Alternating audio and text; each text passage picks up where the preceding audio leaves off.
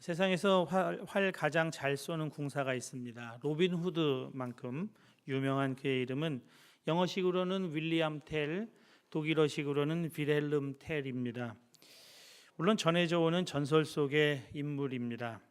그의 조국 스위스는 한때 오스트리아 합스부르크 왕가의 식민 통치를 받습니다. 그리고 그가 사는 마을은 게슬러라고 하는 악당 총독이 지배합니다. 사람들이 자기를 무시한다는 열등감 속에서 게슬러는 한 가지 웃기지 않는 법을 만듭니다. 누구나 지나다니는 중심가에 긴 장대를 세워놓고 거기에 자기 모자를 얹어 놓은 다음 지나가다가 자기 모자를 보면 거기에 경례를 하라는 법입니다. 게슬러를 두려워한 마을 사람들은 지나가다가 그 모자를 발견하면 서둘러 인사를 합니다. 그 길을 빌헬름 텔이 모자를 봤지만 못 본 채 인사하지 않고 지나가다가 게슬러의 부하에게 붙잡혀 게슬러에게 끌려갑니다.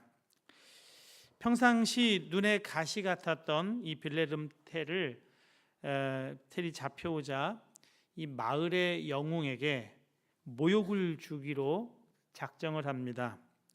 그리고 네가 그렇게 활을 잘 쏜다면 내 아들 머리에 사과를 얹어놓고 80m 떨어진 데서 적중시켜 봐라 그럽니다.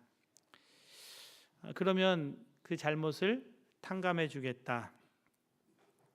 그 유명한 머리 위에 놓인 사과 명중시키는 이야기가 이 빌헬름 텔 이야기입니다. 로빈 후드 이야기 아닙니다. 아들은 용감한 아버지를 신뢰하며 게슬러에게 굴복하지 말라고 합니다.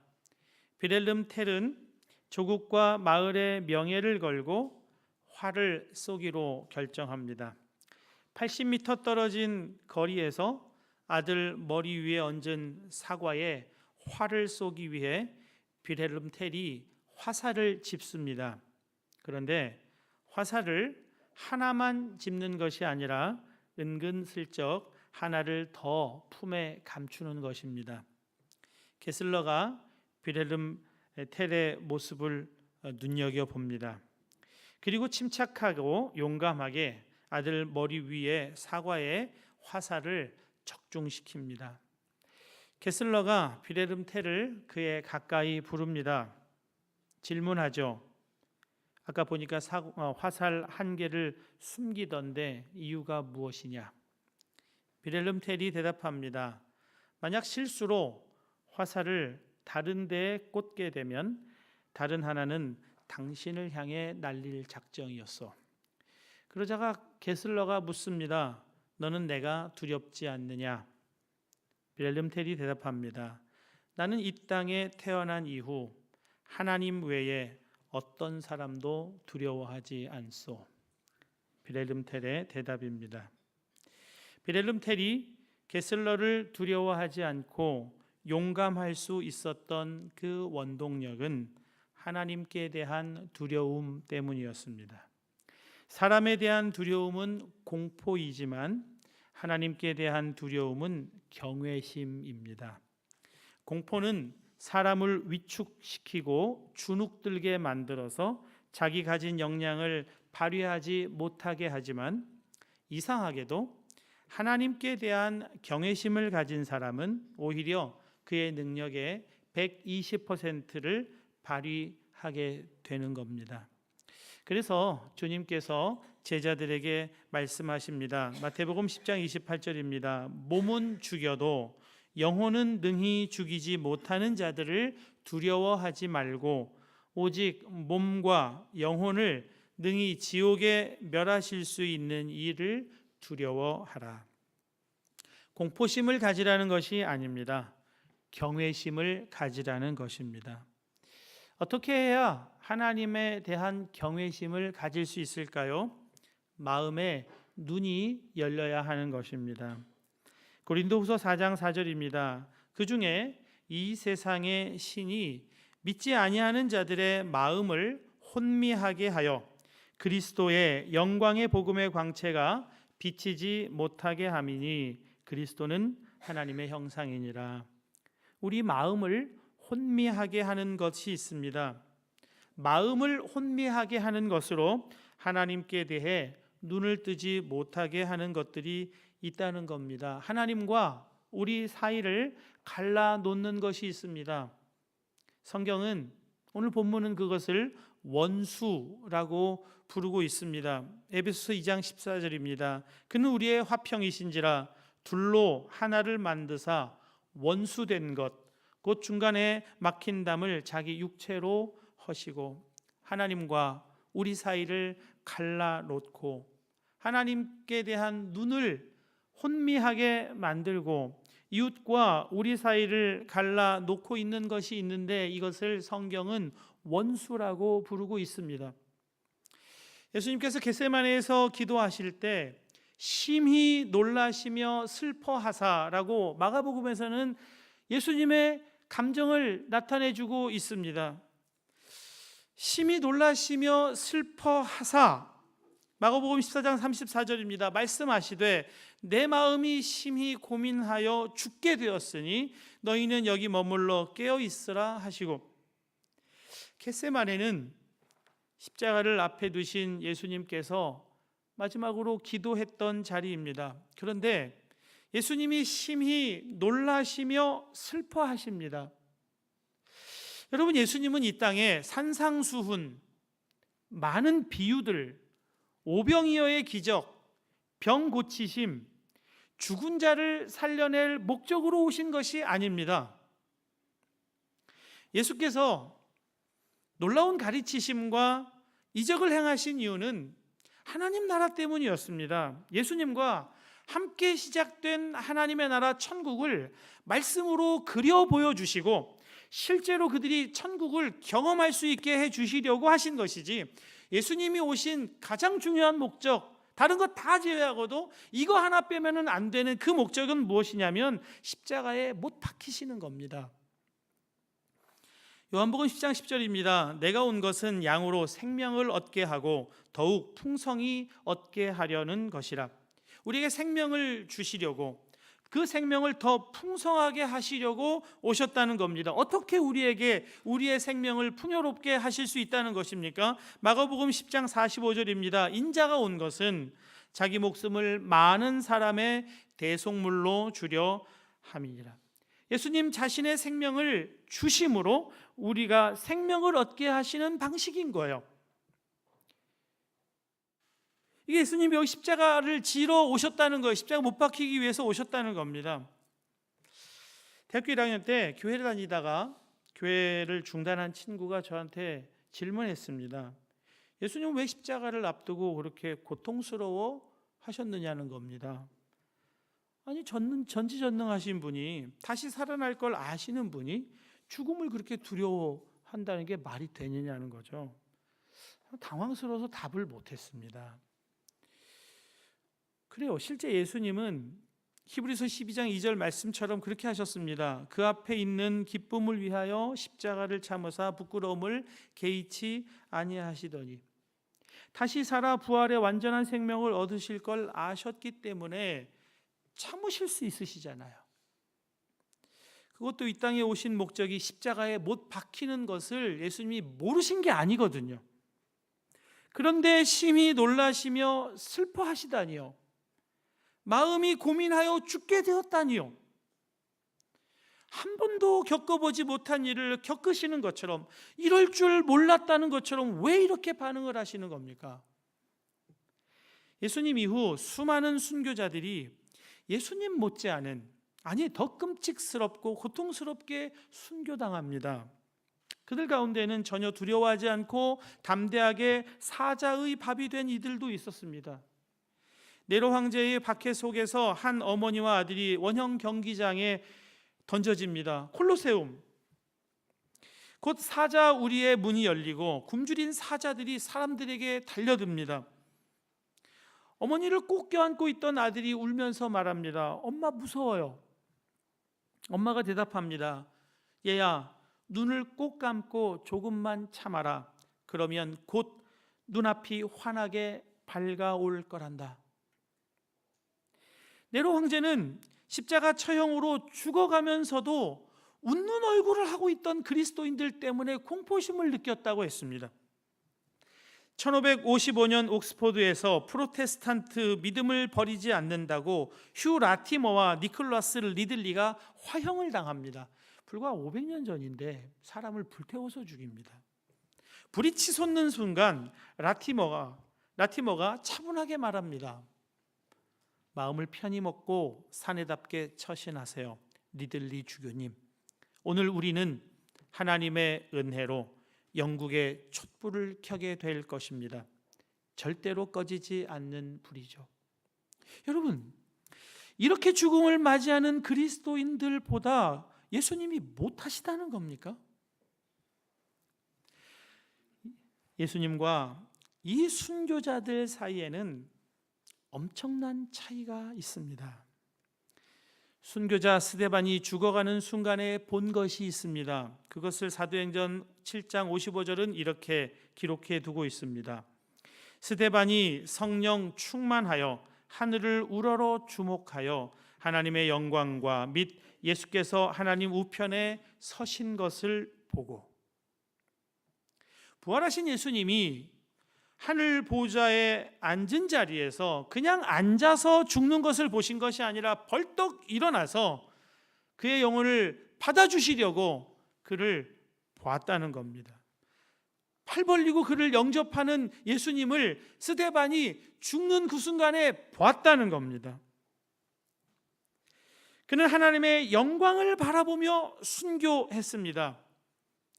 그러나 십자가의 예수님 시선에는 아들을 향해 돌아 앉으신 하나님 아버지의 등만 보였을 뿐입니다. 나의 하나님, 나의 하나님, 어찌하여 나를 버리셨나이까? 영원하신 하나님과 영원 전부터 영원까지 완전한 연합 가운데 측량할 수 없는 사랑과 기쁨으로 하나됨의 교제를 누리던 그 사귐이 끊어지는 것, 그건 우리가 상상조차 할 수 없는 것입니다. 우리에게 그런 연합은 종말 때, 부활 때나 경험할 수 있는 것이기 때문입니다. 아버지 하나님과의 단절, 그것을 예수님은 견딜 수가 없었던 것입니다. 죽음이 무서워서가 아니에요. 십자가에 못 박히는 고통 때문이 아닙니다. 그 하나님과의 단절이 육체적인 죽음보다 더 죽음인 것입니다. 하나님과의 단절, 그것을 원수된 것이라고 성경이 말씀하고 있는 것은 결코 과장법이 아닙니다. 예수님도 하나님과 단절되면 그렇게 고통스러운 거예요. 그러나 순교자들이 하나님의 영광을 바라볼 때는 순교까지 할 수 있는 것이 하나님과의 연합인 겁니다.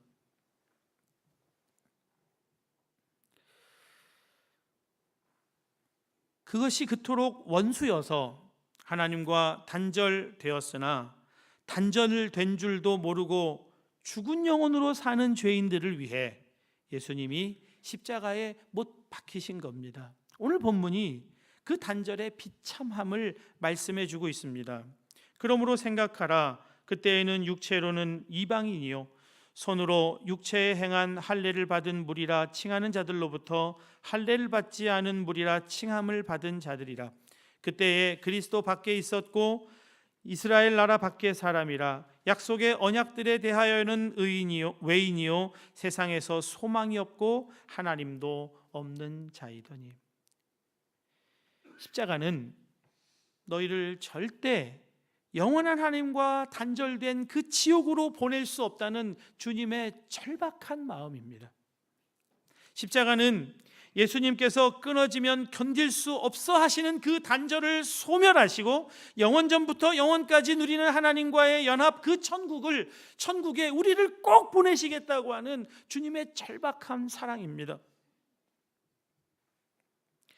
그래서 예수님은 원수된 것을 십자가에 소멸하시기 위해 오셨습니다. 여러분, 인류가 산산이 흩어져야 했던 사건을 성경이 기록해 두고 있습니다. 바벨에서 높은 탑을 쌓았던 사건인데요. 탑을 쌓은 목적이 창세기 11장 4절에 이렇게 나옵니다. 자, 성읍과 탑을 건설하여 그 탑 꼭대기를 하늘에 닿게 하여 우리 이름을 내고 온 지면에 흩어짐을 면하자. 하늘에 닿게 하는 이유는 우리 이름을 내자 하는 것입니다. 높아지고자 하는 자아로 인하여서 인류는 하나 되지 못하고 흩어집니다. 도시 건설도 다 중단돼 버리고 맙니다. 자아의 문제가 소통을 가로막는 것입니다.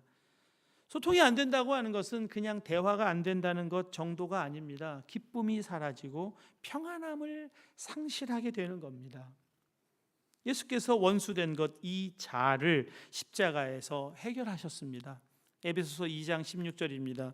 또 십자가로 이 둘을 한 몸으로 하나님과 화목하게 하려 하심이라. 원수된 것을 십자가로 소멸하시고, 십자가에서 원수된 것을 소멸하셨을 때, 그때 우리에게 참된 평안함이 시작된다는 것입니다.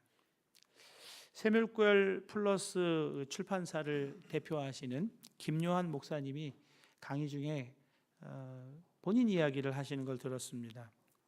군목 시절인데요. 군목이 되어 결혼하고 신혼생활을 군부대에서 할 때 이제 아내 되시는 분이 임신을 했어요. 그래서 입덧을 하는데 평상시에는 찾지도 않던 그 돼지고기를 그렇게 새벽마다 찾으시는 거예요. 돼지 간, 돼지 곱창 이런 것들. 근데 아내에게 최선을 다했다고 하시더라고요.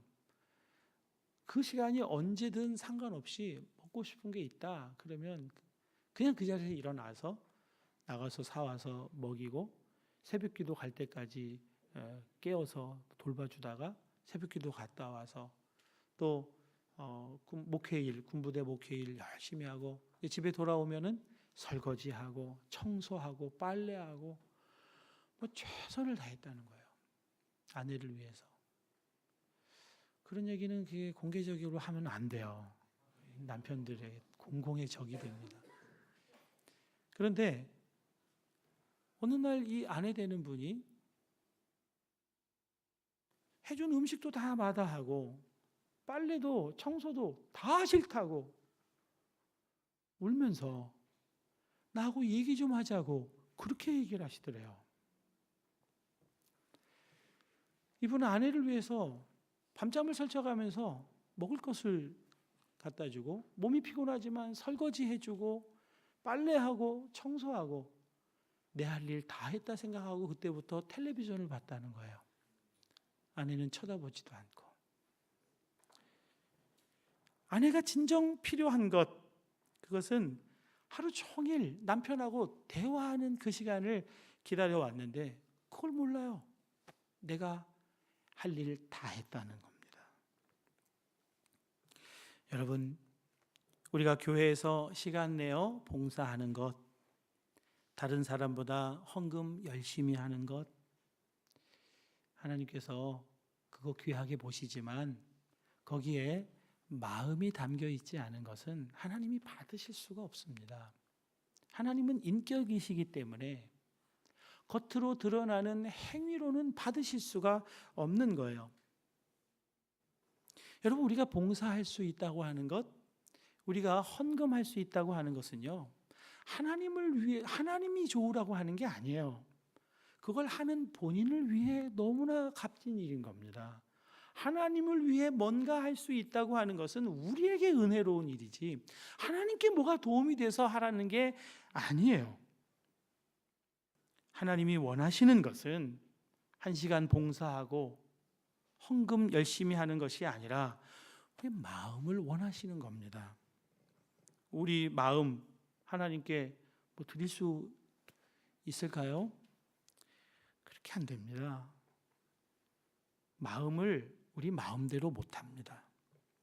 드린 것 같은데 어느새 도로 찾아와서 내 마음의 주인이 내가 되고 있어요. 움켜쥐고 있습니다. 그래서 잠언은 이렇게 권고합니다. 모든 지킬 만한 것 중에 더욱 내 마음을 지키라. 생명의 근원이 이에서 남이니라. 마음이 생명의 근원이에요. 마음 빼앗기면 다 빼앗기는 것입니다. 하나님은 우리의 마음을 원하는데 마음은 안 드리고 봉사 드리고 헌금 드리는 것 하나님이 받으실 수가 없습니다. 하나님이 마음을 원하시는 이유가 있는데요, 그것은 마음이 생명의 근원이기 때문이래요. 생명이 살아 역동하게 하는 근원이 마음이고 생명이 풍요롭게 되는 것이 마음이라는 거예요. 잠언 17장 22절입니다. 마음의 즐거움은 양약이라도 심령의 근심은 뼈를 마르게 하느니라. 나를 믿는 자는 성경의 이름과 같이 그 배에서 생수의 강이 흘러나리라. 배가 마음이거든요. 마음에서 생수의 강이 흘러나오는 것입니다. 그래서 모든 지킬 만한 것보다 더욱 지켜야 하는 것이 마음이라는 거예요. 우리의 마음을 빼앗으려고 하는 것들이 너무나 많잖아요. 사단도 빼앗으려고 하고 가족도 빼앗으려고 하고 환경, 어려움들 그런 것들이 다 우리의 마음을 빼앗으려고 하는 거잖아요. 우리가 우리의 마음을 지키지 못해요. 우리의 마음을 지키는 분은 따로 계십니다. 빌립보서 4장 6절 7절입니다. 아무것도 염려하지 말고 다만 모든 일에 기도와 간구로 너희 구할 것을 감사함으로 하나님께 아뢰라. 그리하면 모든 지각에 뛰어나신 하나님의 평강이 그리스도 예수 안에서 너희 마음과 생각을 지키시리라. 기도와 간구로 지키는 겁니다. 기도와 간구 가운데 살아계신 하나님이 우리 마음을 지켜주시는 거예요. 내가 못 지킨다니까요. 여러분, 기도는 그냥 간구하는 거, 그래서 우리가 원하는 것을 얻어내는 것, 그런 행위가 아닙니다. 간구해야죠. 그러나 여러분, 간구로 끝나지 않아요. 간구는 반드시 하나님과의 임재, 하나님의 충만하신 임재, 그 하나님의 말로 다 표현할 수 없는 충만케 하시는 그 우리 마음을 회복시키시고 우리 마음을 만족하게 하시고 우리 마음의 기쁨을 가득하게 만들어주시는 그 임재 가운데로 들어가기까지 기도하셔야 돼요. 15분, 20분 그렇게 기도해가지고는 거기까지 안 들어가시던데요. 구할 건 구할 수 있죠. 그 정도 시간이면. 여러분, 내가 죽고 예수가 사시는 것이 바로 마음 드리는 겁니다. 하나님께서 마음 받으시고 주시는 것이 있습니다. 또 오셔서 먼 데 있는 너희에게 평안을 전하시고 가까운 데 있는 자들에게 평안을 전하셨으니 이는 그로 말미암아 우리 둘이 한 성령 안에서 아버지께 나아감을 얻게 하려 하심이라. 우리의 마음을 하나님이 받으시고 우리에게 주시는 것, 그것은 넘치는 평안입니다. 이 평강은 고통이 사라지고 환경이 바뀌고 조건이 바뀌어야 오는 평안이 아닙니다. 그런 조건적인 평안이 아닙니다. 고통 가운데서 깊은 어려움 속에서도 얻게 되는 평안이 하나님이 주시는 평안이에요. 세상 사람들도 다 평안하게 살 수 있어요. 돈 많으면, 안 아프면, 오복이 있으면 평안하게 살 수 있습니다. 그러나 우리 그리스도인들이 가지는 평안함은 어려움 가운데, 고난 가운데, 고통 가운데 고통스러워하면서도 누리는 평안함이 있어요. 세상 사람들은 왜 하나님은 사람에게 고통을 주시는가? 하나님이 안 계시기 때문이 아닌가? 이렇게 하나님 안 계시는 핑계를 고통에 댑니다. 그러나 C.S. 루이스는 고통은 하나님의 확성기라고 했습니다. 아무리 말해도 못 알아들으니까 확성기로 얘기하셔야 했던 것입니다. 여러분, 형들에게 미움을 받아 팔려간 요셉은 그 고통의 시간에 하나님의 음성을 확성기로 듣습니다. 여호와 하나님께서 요셉과 함께 하심으로 그 고통을 뛰어넘는 평강으로 그는 매우 성숙한 인물이 되어 수많은 사람의 생명을 살립니다. 요셉을 볼 때 총리된 것을 우리가 주목하면 안 돼요. 요셉을 볼 때 우리가 주목해야 할 것은 그가 하나님을 알았다는 겁니다. 그를 판 형들에게 말합니다. 당신들이 나를 이곳에 팔았다고 해서 근심하지 마소서, 한탄하지 마소서. 하나님이 생명을 구원하시려고 나를 당신들보다 먼저 보내셨나이다. 하나님을 아는 거예요. 하나님이 왜 이렇게 하셨는지 하나님을 알아요. 하나님을 안다는 것이 영원한 생명을 소유하는 것과 같습니다. 영생은 곧 유일하신 참 하나님과 그가 보내신 자 예수 그리스도를 아는 것이니이다. 그 무엇으로도 빼앗을 수 없고 흔들릴 수 없는 평강이 하나님을 아는 지식으로부터 주어지는 생명이에요. 하나님을 아는 지식이 흔들림이 없는 놀라운 평강으로 우리의 심령을 가득하게 채웁니다. 그런데 채우고 넘쳐서 흘러와요. 히포의 성자 성 어거스틴은 젊은 시절 방탕한 생활을 합니다. 그의 그런 아들을 위한 어머니 모니카의 포기하지 않는 기도는 유명하죠. 여러분, 자녀들을 위해서 기도하셔야 돼요. 눈물로 안타까워하는 그녀에게 한 감독이 말합니다. 자, 이제 돌아가시오. 염려할 것 없습니다. 눈물의 자식은 망하지 않습니다. 그 대답이 예언처럼 어거스틴의 삶에 이루어집니다. 어느 날 집에서 죄악 가운데 비통한 눈물을 흘리며 고통스러워하던 그의 귀에 밖에서 놀며 부르는 아이들의 노랫소리가 들려옵니다. 집에서 들고 읽으라. 이끌리듯이 가서 성경을 폈습니다. 펼쳐든 그의 눈에 처음 들어온 말씀, 방탕과 술 취하지 말며 음란과 호색하지 말며 오직 주 예수 그리스도로 옷 입고 정욕을 위하여 육신의 일을 도모하지 말라. 그 말씀 앞에 어거스틴이 꼬꾸라져요. 그리고 인류사의 기독교 역사 속에 길이 남을 성자 어거스틴이 탄생하는 겁니다. 방탕, 술 취함, 음란, 호색이 그에게 만족을 주지 못하고 있었음을 하나님이 그를 아세요. 그래서 그에게 꼭 필요한 말씀을 펼치게 하시고 그의 눈을 그 생명의 말씀에 꽂히게 하나님이 이끄시는 겁니다. 하나님이 나를 알아요. 여러분, 하나님이 여러분을 다 아세요. 다 아세요. 하나님이 나를 아신다는 건 두려운 일이지만 그 속에 우리가 희망을 가질 수 있습니다. 나를, 아들을 버리기까지 사랑하신 그 하나님이 나를 아시기 때문에 그렇습니다. 여러분에게 하나님이 아무것도 안 하시는 것 같죠? 아니요. 여러분을 아시기에 여러분에게 꼭 필요한 순간, 꼭 필요한 일을 지금도 하고 계시는 겁니다. 나를 사랑하시는 그 하나님을 내가 안다는 이것이 우리에게 빼앗길 수 없는 평강으로 임하게 됩니다. 그래서 어거스틴이 고백을 해요. 오 하나님, 당신은 우리를 당신을 위해 만드셨습니다. 그래서 우리 영혼은 당신 안에서 안식을 찾기까지 쉴 수가 없습니다. 참된 안식과 평안은 오직 하나님께 속해 있는 자가 얻을 수 있는 것입니다. 사랑하는 여러분, 예수님이 우리의 화평이십니다. 그래서 십자가에서 내가 죽고 내 안에 예수가 사시면, 그래서 예수님이 우리의 화평이 되시는 거예요. 우리 안에 놀라운 평강이 이루어지는 것입니다. 원수된 것, 십자가에서 소멸하신 그분께 우리의 마음을 내어드리고, 그때 우리에게 세상은 알지 못하는, 말로 다 할 수 없는 그 평강으로 충만하게 되어 여러분에게 가장 가까운 가족, 공동체, 이웃들에게 이 평안함이 흘러 넘쳐서 정말 빛으로, 정말 죽을 것 같은 사람들에게 살만 나게 하는 소금으로 그렇게 평강을 흘려보내는 저와 여러분 되실 수 있기를 바랍니다.